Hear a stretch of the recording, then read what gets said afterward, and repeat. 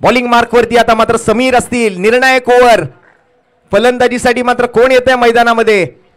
विकी आलाय. अभिषेकवर मोठी जबाबदारी, विकीवरही तितकाच आपण जर पाहिलं तर कॉन्फिडन्स दाखवलाय कॅप्टनने.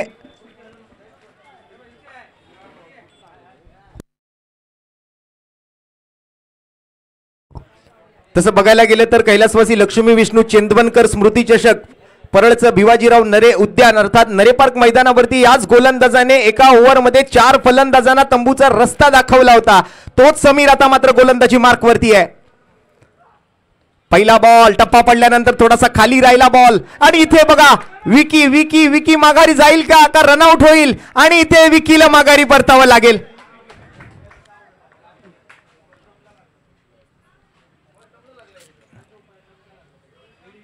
मला वाटतं तिकडे खेळाडू वृत्ती दाखवली. अभिषेकच्या या खेळाडू वृत्तीसाठी जरा मित्रांनो एकदा जोरदार टाळ्या होऊन जाऊ द्या.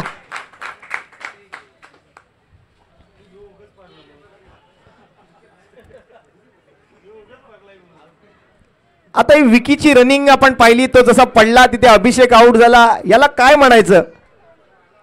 जखम मांडीला आणि मलम शेंडीला. परंतु काही दुखापत झाली नसावी. समीरचा पहिला बॉल बघा, आपण चर्चा केली याच खेळाडूने बघा तिथे त्याचा हात लागला म्हणजे हिट विकेट झाला एकंदरीत. आपण जर पाहिलं तर अभिषेक बॉल मागे निघून गेला, परंतु विकी ज्या वेळेला इम्बॅलन्स झाला तिथे स्वतःचा तोल त्याला सावरता आला नाही, तो यष्ट्यांवरती जाऊन त्याचा हात लागला. त्यामुळे हिट विकेटच्या स्वरूपात अभिषेक बाद होतोय आणि त्यांची जागा घेण्यासाठी मात्र आता मैदानावरती साहिल आलाय. साहिल परब आणखीन एक फलंदाज बाद आणि सलग एकाच दुसऱ्या ओव्हरमध्ये म्हणजे या अगोदरच्या 2 बॉलवरती 2 विकेट आले ओव्हरमधून आणि या ओव्हरच्या सुरुवातीच्या 2 बॉलवरती 2 विकेट्स आलेत. 4 चेंडू आहेत आणि 4 चेंडूत 17 बनवायचे आहेत.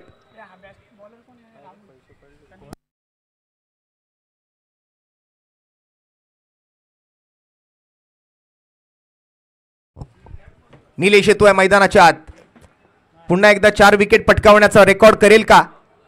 ओहो जबरदस्त बॉल. आणखीन एक चेंडू यष्टीरक्षकाकडे सोपवलाय.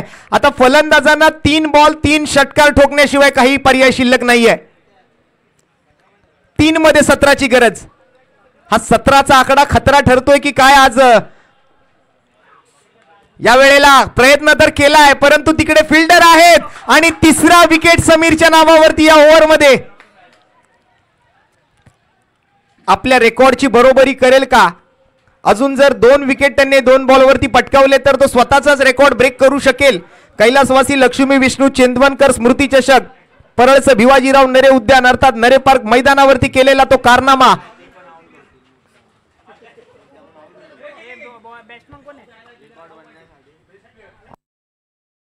फलंदाजीसाठी नवीन फलंदाज येतोय राहुल.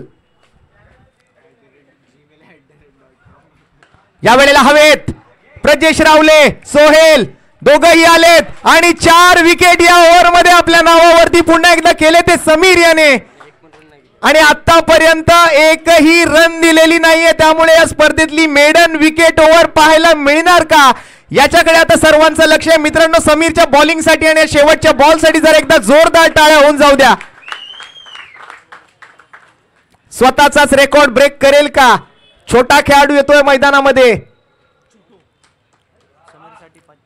आणि समीरसाठी 501 रुपयांचा रोख रकमेचा पुरस्कार वैभव दांडे यांच्याकडून. पॉइंटला फटका खेळलाय आणि अशा पद्धतीने मात्र हा सामना जिंकून मेगा फायनल गाठली आहे ऋषी 11 हडी या संघाने.